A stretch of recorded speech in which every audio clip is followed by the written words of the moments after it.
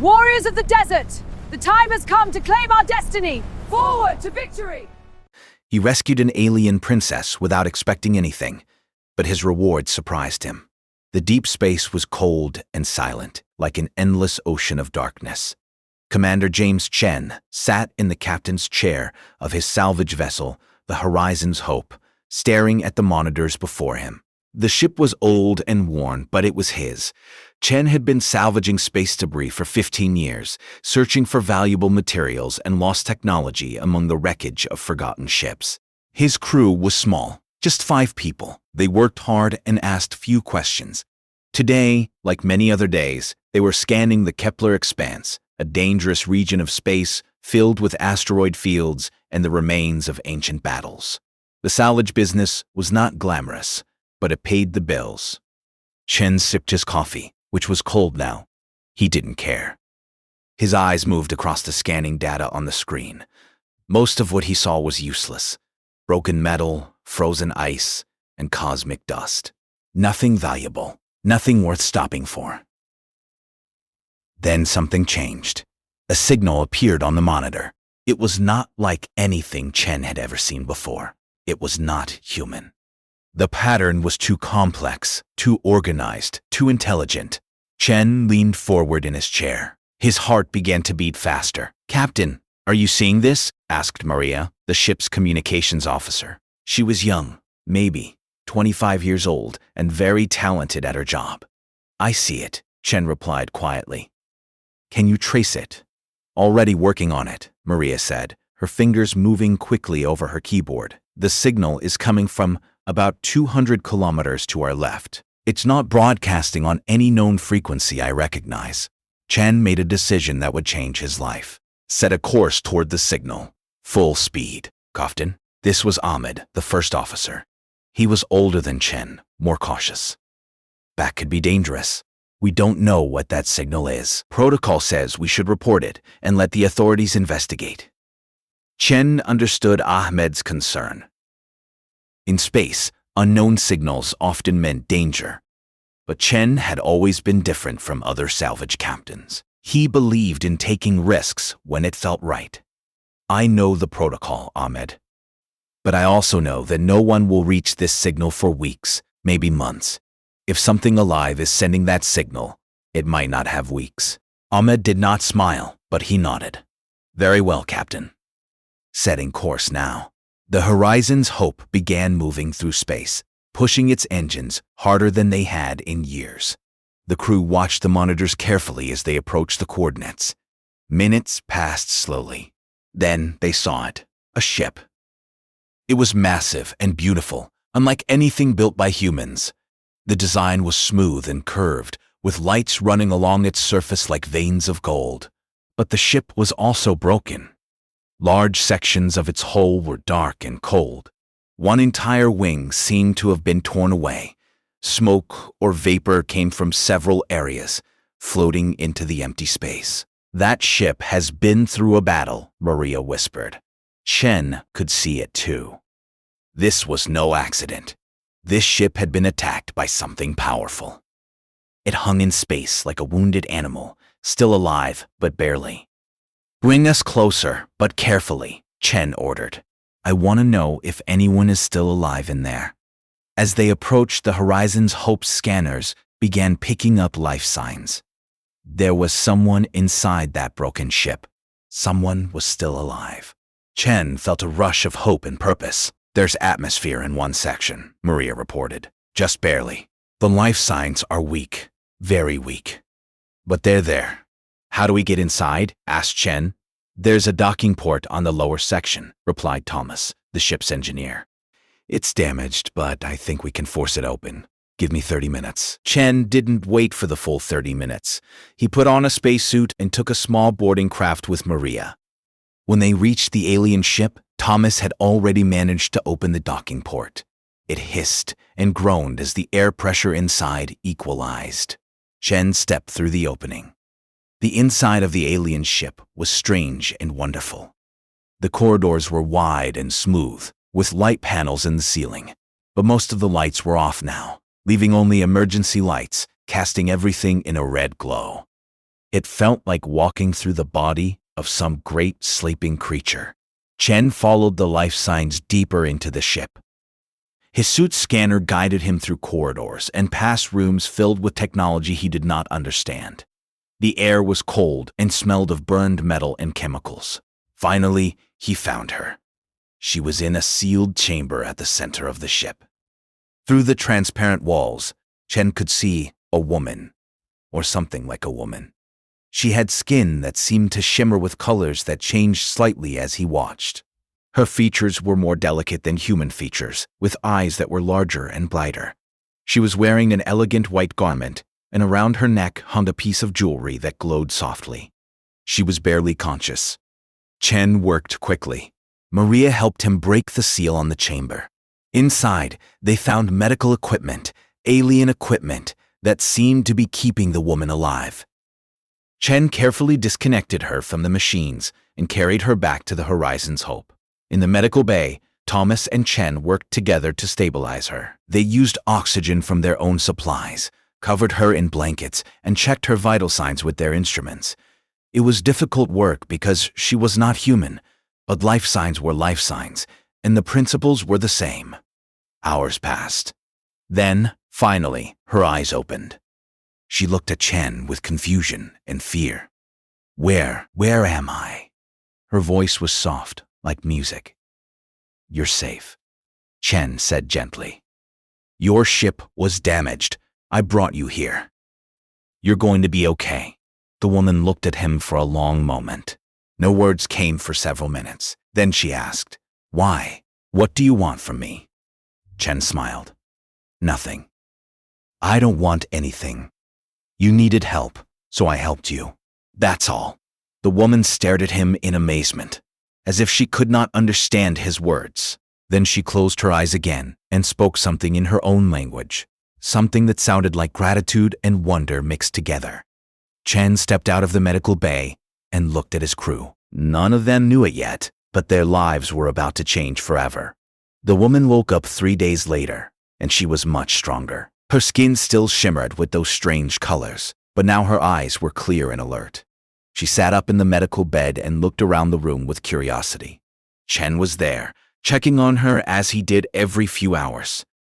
"How are you feeling?" Chen asked, approaching her slowly so as not to frighten her. "Better," she said. Her voice was clearer now, less weak. "Your ship's medical technology is different, strange, but it works." She paused, studying Chen carefully.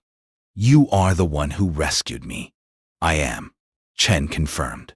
"I'm Commander James Chen. Welcome to the Horizon's Hope."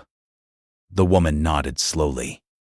"I am Princess Aethra of the Valorian Empire. My ship was attacked by forces loyal to my uncle. He wishes to prevent my marriage to the leader of the Kelton Federation. This union would create a powerful alliance that threatens his plans to take the throne." We still felt the weight of her words settle on him. This was not a simple rescue. This was politics, power, and danger on a scale he had never encountered before. "Your father, the Emperor, he must be worried about you," Chen said. "Very worried," Aethra replied. "My ship's emergency beacon was activated before we lost power.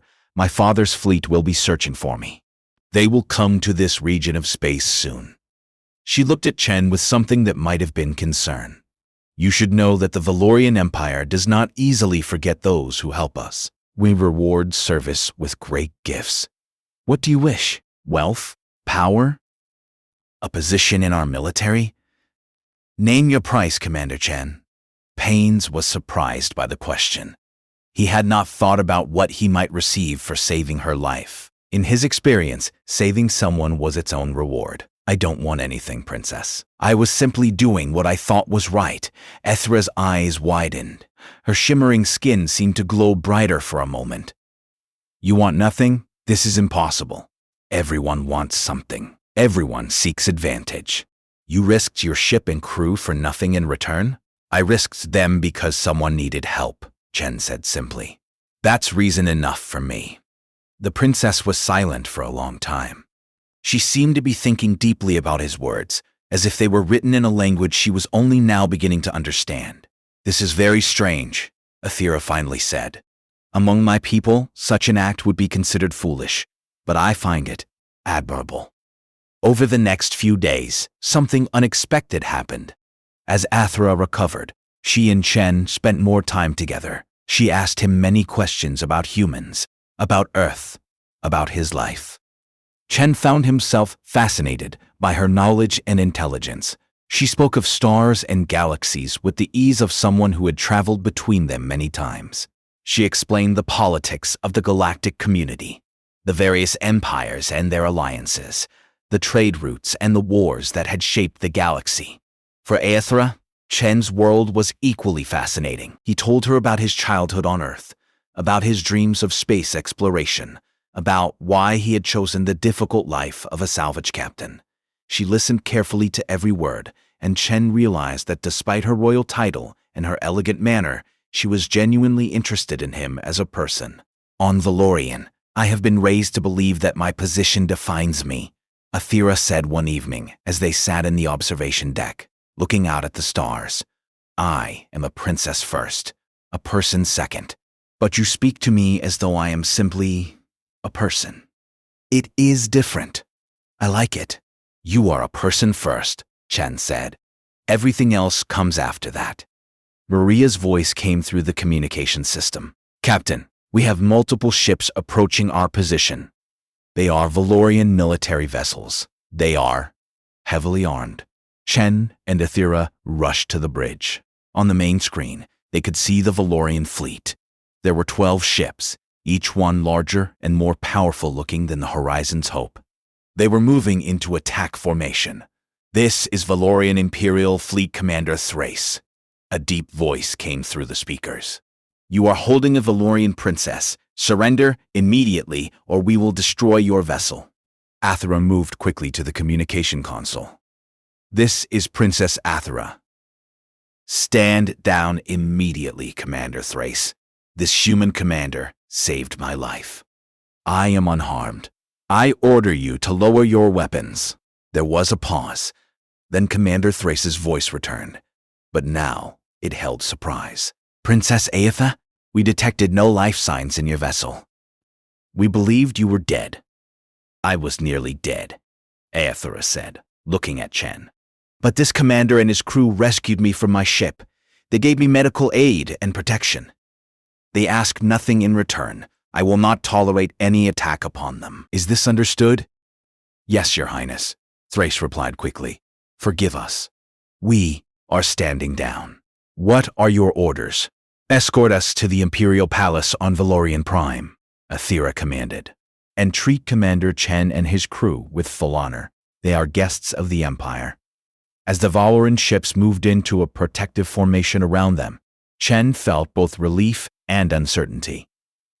They were safe now, but he was also moving into a world he did not understand, a world of politics, power, and royal courts. A world where loyalty could be questioned and intentions could be misunderstood. Aethra placed her hand on his arm. Thank you, Commander Chen. You have saved not just my life, but perhaps the future of my people. I will make certain that my father understands this. But as they began the journey to Valorian space, Chen did not know that his actions were already being questioned. In the shadows of the Valorian court, others were watching. Others were planning. And they did not welcome the arrival of a human who had won the trust and gratitude of the Empire's princess. The Valorian Palace was the most magnificent structure Chen had ever seen. It rose from the surface of Valorian Prime like a crystal monument to power and beauty. Towers of gleaming white stone reached toward the sky, connected by bridges that seemed to float in the air. Inside, the corridors were wide and filled with art and sculptures that told the history of the Valorian people. But beauty could not hide the danger that surrounded Chen. Emperor Valorian IX sat on his throne, looking down at Chen with eyes that were both grateful and suspicious. The emperor was older than Chen expected, with silver hair and a face lined with the weight of ruling an empire. Beside him stood many advisors and military leaders, all watching Chen carefully. Commander Chen, the emperor said, his voice deep and commanding. "My daughter tells me you rescued her from certain death. For this, the Valorian Empire is in your debt." "I am honored to have been able to help, Your Majesty," Chen replied, bowing respectfully. Then a tall man with sharp features stepped forward. His name was Lord Vexus, and he was the Emperor's brother, Athera's uncle. His eyes held no gratitude, only calculation and anger. "Your Majesty," Vexus said smoothly, "while we appreciate this human's actions, we must consider the larger question. How did this salvage captain know where to find my niece? How did he arrive at precisely the right moment? Perhaps he was not a rescuer at all, but a spy. Perhaps he was sent by our enemies to infiltrate the palace and gather information about our empire." The court fell silent. Chen felt all eyes turn toward him. "That is a serious accusation," the Emperor said slowly. "Do you have evidence, brother?" "Consider the facts," Vexus continued, his voice smooth as silk. "A human vessel intercepts our princess's distress signal before our own fleet can respond. He brings her to his ship, gains her trust, learns about our empire, our politics, our plans. Is this not the perfect cover for espionage?" Athera stepped forward, her face flushed with anger. "Uncle, this is unfair. Commander Chen saved my life. He asked for nothing. He risked his own vessel and crew. Of course he gained your trust," Vexus interrupted. "That is exactly what a spy would do. The question is not whether he is skilled at deception, but whether Your Majesty will allow sentiment to cloud his judgment." The Emperor stroked his beard thoughtfully. Chen could see the doubt beginning to form in the ruler's mind. This was how politics worked in the empire, Chen realized. Not with truth, but with clever words and suspicion. "I demand the right to prove my loyalty," Chen said, speaking for the first time. "In human culture, there is a principle called honor. I will submit to any test you require to prove that I speak the truth." Vexus smiled, a smile that did not reach his eyes. "An excellent suggestion, Your Majesty. Perhaps the trial of worth would be appropriate. It has not been used in many years, but it is the ancient law of our people. The accused submits to tests that reveal the true nature of their character.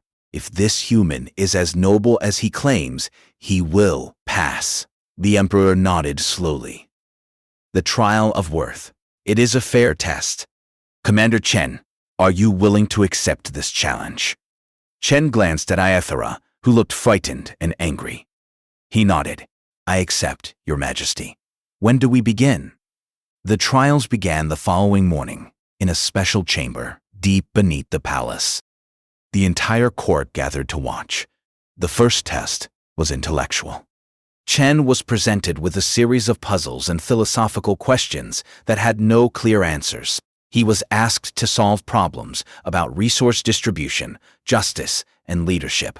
Chen approached each question carefully, thinking about not just the right answer, but the ethical answer. When asked how to handle a situation where saving one person meant endangering 5 others, he spoke honestly about the difficulty of the choice and the importance of considering all perspectives.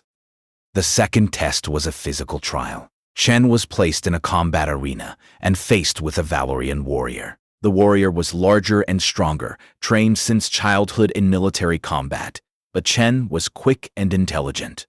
Rather than trying to overpower his opponent, he moved with efficiency, avoiding unnecessary strikes and using the warrior's own strength against him. The match lasted nearly an hour before Chen managed to pin his opponent without seriously injuring him. The third test was the most important. Chen was placed in a room with a child, a young Valorian boy of perhaps 10 years old. The child was crying, frightened, and alone. Chen was given a choice. He could leave the child behind and escape through an open door, saving himself and gaining immediate freedom. Or he could stay and comfort the child, risking additional tests and possible imprisonment. Without hesitation, Chen sat down beside the boy and spoke to him gently, asking his name and what had frightened him. He held the child and assured him that he was safe. For nearly 2 hours, Chen remained with the boy, never once looking at the open door. When the test ended and they left the room, Chen saw tears in the eyes of many court members. Even some of the emperor's advisors seemed moved. The final judgment came that evening. The emperor stood in the great hall with the entire court watching. "Commander Chen," the emperor said, "you have passed the trial of worth. Your character is clear. You acted with honor, with compassion, and with courage. You are not a spy, you are a hero. And you have shown qualities that my own people have forgotten, qualities of selflessness and true nobility." The court erupted in applause, but Vexus's face was dark with anger. He had lost this battle. Furthermore, the emperor continued, "I declare that Commander Chen has done more than save my daughter's life. He has reminded us of what it means to be truly great. Therefore, I offer to the human commander and his people the hand of friendship and alliance.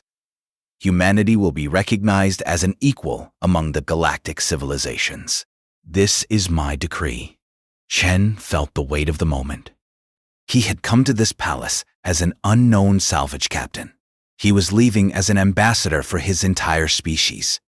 But as he looked at Vexus's face, Chen knew that not everyone in the palace was happy about this change. The trial had proved his innocence, but it had also made him an enemy of powerful people.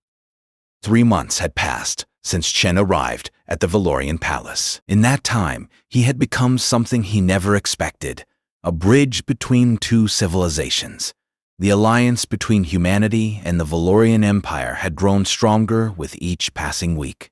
Trade agreements were being written, cultural exchanges were being planned, and, most importantly, military cooperation was beginning to take shape. But Chen's life was about to change in ways he could never have imagined.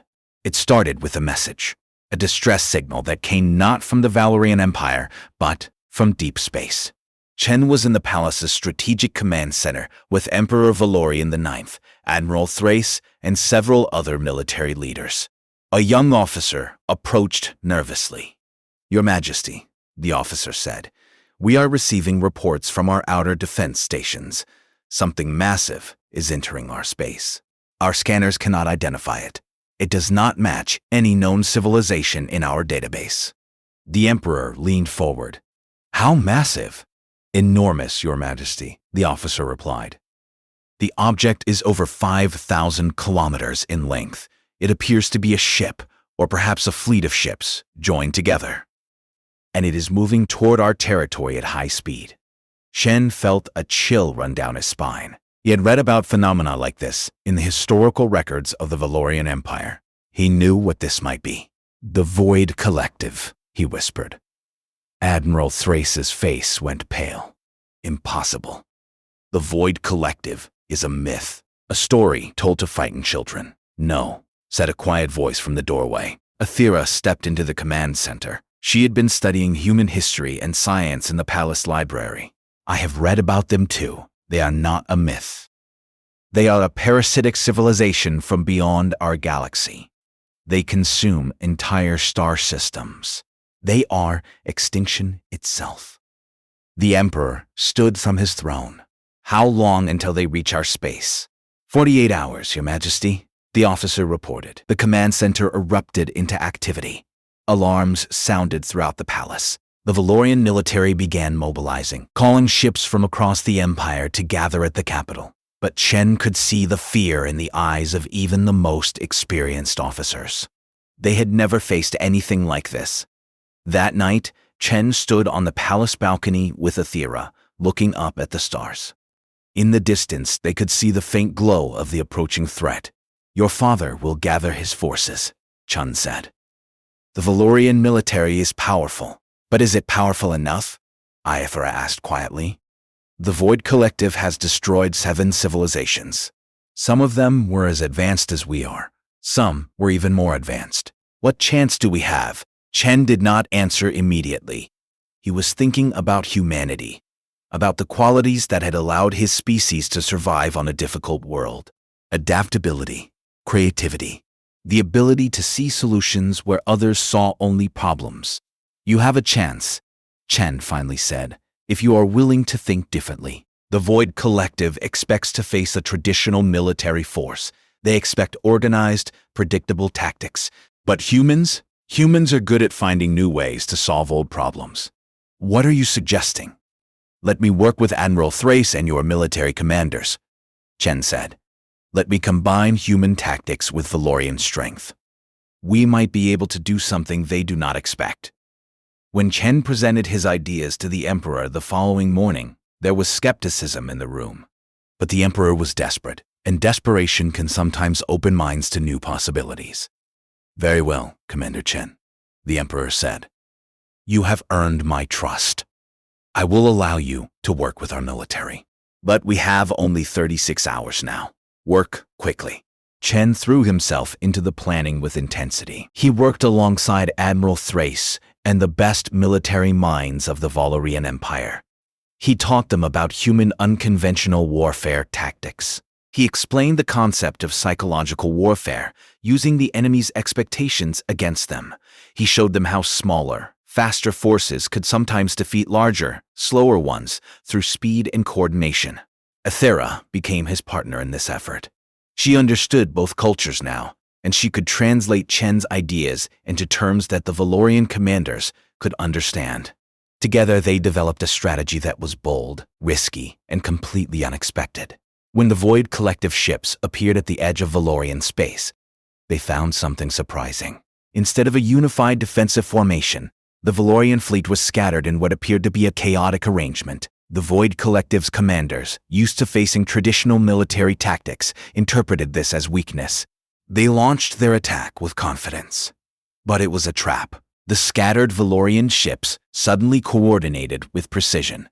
Human pilots, flying smaller and faster vessels, weaved between the larger Valorian ships, creating patterns of attack that confused the Void Collective's defense systems. The Valorian ships, instead of standing their ground, moved in unpredictable ways, retreating when expected to advance, striking from unexpected angles. The battle raged for hours. Ships exploded. Alarms sounded. But slowly, impossibly, the Void Collective began to lose ground. Chen commanded from the bridge of a Valorian warship, working alongside Admiral Thrace. Together, they coordinated the movements of both human and Valorian forces with perfect timing. All forces, execute Pattern 7, Chen commanded through the communication system.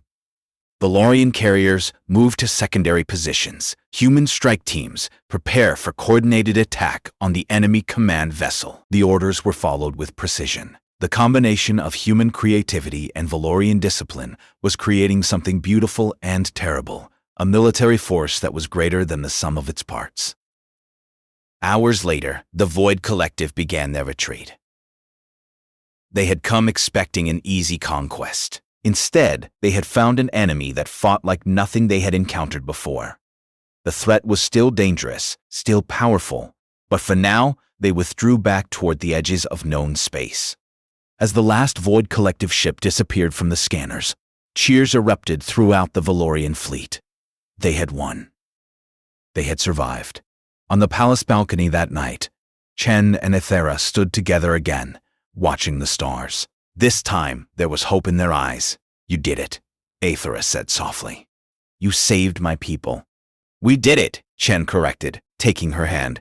Together, that is the only way anything truly great is ever accomplished. The celebration in the Valorian palace lasted for 3 days. The great halls were filled with music, laughter, and the clinking of glasses as people from across the empire gathered to honor their heroes. Chen was welcomed as a savior, not just by the military, but by the entire civilization. Children pointed at him in the streets. Scholars wanted to study his tactical methods. Merchants offered him gifts and treasures beyond counting. But Chen's mind was not on celebrations. He was thinking about what came next. 2 weeks after the battle, Emperor Valorian IX summoned Chen to the throne room. The emperor was seated on his throne, with Aethera standing beside him. The room was empty except for these 3 people and a few trusted guards. Commander Chen, the emperor began, his voice formal but warm. You have done more for my empire than any foreigner has ever done. You have saved our people. You have taught us new ways of thinking. You have proven that humanity deserves a place of honor in the galactic community. Thank you, Your Majesty, Chen said, bowing respectfully. Therefore, the Emperor continued, I wish to offer you something. I have arranged for formal diplomatic recognition of humanity as an equal civilization. Human vessels will be welcomed in all Valorian space. Trade will flourish between our worlds. And I wish to create a new position, Ambassador of Allied Species, to be held by you. You would serve as a bridge between our people and others in the galaxy. Chen was honored by this offer, but before he could speak, the Emperor raised his hand. However, Valorian IX said, There is something else I must discuss with you, something more personal. The Emperor gestured to Aethera, who stepped forward. She was wearing a simple white dress, and her eyes were bright with emotion. My daughter has requested something unprecedented, the Emperor said quietly. Something that challenges every tradition of our people. She has asked for the freedom to choose her own path. Not the path of a princess bound by duty and arranged marriage, but the path of her own heart. Aethera spoke now, her voice clear and strong. Father, I have been given everything a Valorian princess could want, power, wealth, status. But I have never been given the most important thing. I have never been given the freedom to choose who I want to be. I am asking for that freedom now. The Emperor nodded slowly. And what path have you chosen, my daughter? Aethera turned to Chen, and her shimmering skin seemed to glow with all the colors of the rainbow. I choose to learn from Commander Chen. I choose to understand the human way of seeing the world, with compassion, with creativity, with the belief that one person can make a difference. I choose to help build something new between our people. And if he will have me, I choose to build a life with him. Chen felt his breath catch. He had not expected this. He had rescued Aethera because it was the right thing to do, not because he hoped for anything in return. But now, standing before her and her father, he realized that something had changed between them. During the months they had spent together, something beautiful had grown. I would be honored, Chen said simply. The Emperor smiled, a genuine smile that seemed to erase years from his face. Then, it is decided. You are welcome into our family, Commander Chen, and you, Aethera, are free to chart your own course. This is my wish as your father and my decree as Emperor. Over the following months, the relationship between humanity and the Valorian Empire grew stronger than anyone could have imagined. Trade ships moved regularly between Earth and Valorian Prime. Human scientists worked alongside Valorian engineers to develop new technologies that benefited both civilizations. Young people from each world traveled to the other, learning languages and customs, building friendships that would last lifetimes. Chen established the Institute of Combined Tactics, where human and Valorian military officers trained together. They learned from each other's strengths. The institute became famous throughout the galaxy, and soon other civilizations were sending their own military students to learn the methods that had defeated the Void Collective. 1 year after the battle, Chen stood in a garden on Valorian Prime with Aethera. The garden was a place where earth flowers and Valorian plants grew together, each beautiful in its own way, more beautiful together than apart. This was a metaphor that Chen loved. The idea that different things could come together and create something greater than either could be alone. Do you ever regret it? Aethera asked. Rescuing me that day, it changed your entire life. He thought about his old life, salvaging space debris, alone with a small crew. It had been a good life, a meaningful life.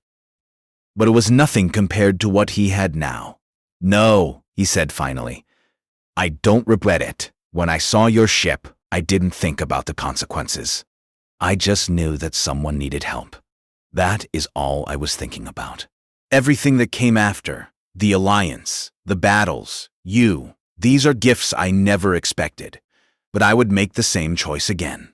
Aethera took his hand, and together they walked through the garden, under 2 suns that shone with golden light. On Earth, far away, humanity had become aware of their place in a greater universe. They were no longer alone. They were part of a community of civilizations, and it had all begun with one human who believed that saving a life was worth any risk. The story of James Chen and Princess Aethera became legendary across the galaxy. It was told in schools and academies, sung in songs, and written in books. But the most important part of the story was not about heroes or battles. It was about the simple act of kindness. One person seeing another person in need and choosing to help without expecting anything in return. Because sometimes the greatest rewards in life are not the ones we seek. They are the ones that find us when we do what is right, simply because it is right. And sometimes, rescuing one person can change the fate of entire worlds.